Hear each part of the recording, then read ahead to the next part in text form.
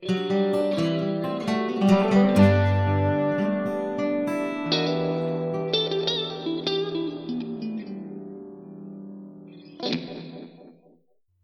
y'all, it's Dave Isaacs, and this week in Core Concepts I want to talk about organizing your practice time. I think everybody knows what an important topic this is because it's something that I get asked about a lot, but it's definitely something that people struggle with. They don't know what to practice, they don't know how long to practice, they feel like they need more structure in their practice.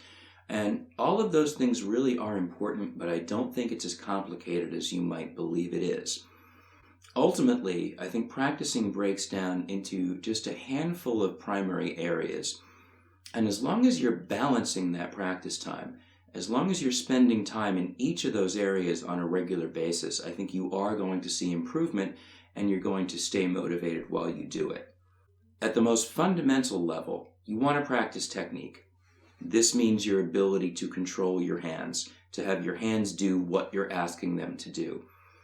And the fact of the matter is, most people don't really do this, or they certainly don't do it enough, or, more specifically, they don't do it right. They don't do it with enough focus and enough deliberate control.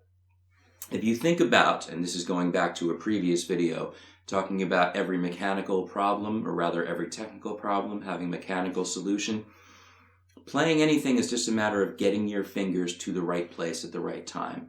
That takes control, that takes dexterity, that takes independence of the fingers. These are all things that you can practice individually. And so it might be anything from a simple finger exercise, to a scale, to a chord sequence, whatever it is. But the idea is that you're focused in on very deliberately asking your hands to hit a particular target and knowing that you're going to hit it. And what you're going to find is that you can pull an exercise out of practically anything you might be working on. Any piece of music that you might play can be stripped down to a very, very simple fundamental movement that you can practice. And what I think most people do wrong is A, they don't slow down enough, or B, they don't trim things down enough, or both.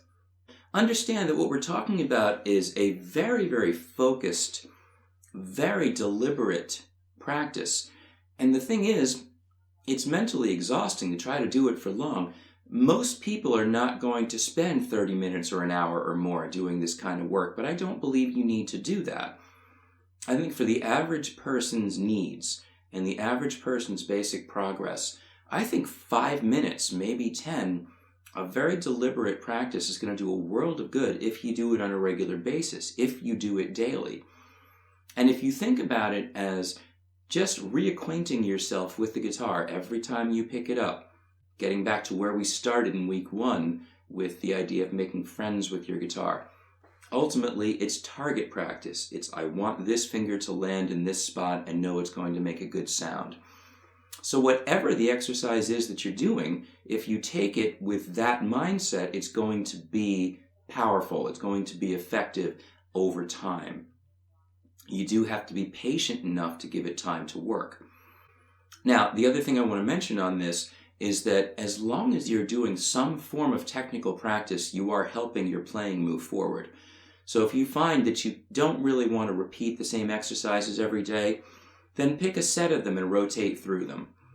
You can work on different things if you're approaching those different things in the same way, with the goal of developing good mechanics, good flow, good basic technique. If you approach it that way, then every bit of mechanical work that you do is going to be helpful, is going to be useful. Now, that mechanical work is going to carry over into our next part of the practice session, which has to do with vocabulary. So if technique is about how you do it, then vocabulary is about what you're doing and where musically it belongs. This might have to do with practicing a melodic figure, a scale, a chord, a series of scales, a series of chords, whatever it is. Hopefully your vocabulary practice is regularly introducing something new, something that you didn't know yesterday. Now, you certainly will need to reinforce vocabulary. Make sure you're memorizing things. Make sure you're clear on the context of what they are. And relating to what I was speaking about in last week's core concepts, not just learning fingerings, not just learning formations and shapes, but knowing the sounds that those formations are going to make. Having a musical context for what you do. That's what the vocabulary really means. If you know how to play a C major scale, but you don't know how you would use it, then you've only done part of the work, and there's more that needs to be done. So this is a part of your practice, but it's separate from the part where you're really focused in on pure mechanics. Obviously, as I said, there's overlap. So while you're working on a scale, let's say you're trying to get the tempo up and you're also trying to make sure you remember it, then there's a combination of vocabulary and technique being worked at that same time. But just remember that if you feel like you're getting tired of everything you know how to do, then you may have been neglecting your vocabulary practice and you might not have learned anything new in a while. That maybe it's time to take a look at that and say, what else can I add to what I know? And there's always going to be something else, even within a finite genre, even within a particular area of musical focus, which I've mentioned before is also something that I think is important. The third part is just as important as the other areas of practicing, and this is something that I think a lot of people also neglect. And that is to practice flow. That is to practice not doing the things that are new and difficult, but the things that are familiar and that you want to become effortless, that you want to be able to do without having to think much about it. You want to be able to get up on a stage or sit down in a jam session and just play the song beginning to end and know that you can do it confidently, know that you can do it without worrying about what was that next chord, or am I going to miss this thing here? And knowing that it's a musical performance, that there's a sense of flow to the whole thing, that there's a sense of dynamics to it. The other side of it is that you don't want your practice sessions to be only about things that you can't do well. I think it really does a lot of good for the last moments you spend with the guitar each day to be doing something that's fun, to be doing something that feels good. You've got to feed the love. You've got to feed your enjoyment as well. So people talk about the difference between playing and practicing, and how practicing is doing things that you can't do or working on things that you can't do.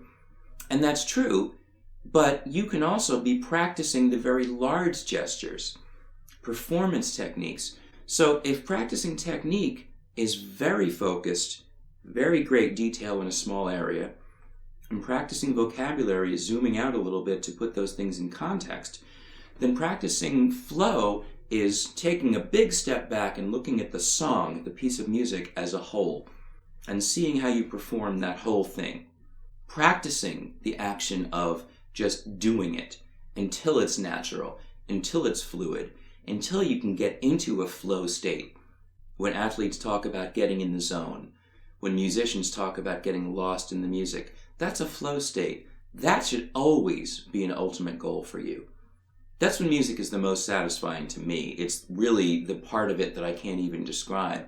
When you're so in it that you don't even feel the specifics of what's happening, you just feel the emotion, the energy of it.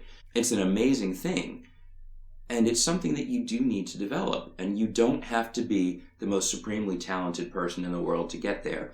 You just have to recognize that it's a part of what you work on. And again, as I said, it's also important to make sure that you spend time doing things that make you feel good about playing, because that's going to keep your head in it and keep your heart in it and keep you motivated.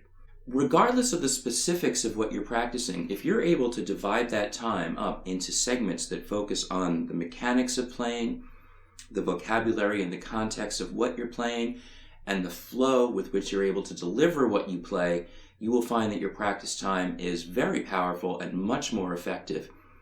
And if that means you only have 10 or 15 minutes to spend on each one of those things, that's okay. Just do it regularly. If you're able to get lost and you spend 3 hours on one of them, that's great. Make sure you don't neglect the others, because all of those things are equally important in moving towards becoming the kind of player that you want to be. Thanks for watching as always, and I'll see you next week for week 7 of Core Concepts.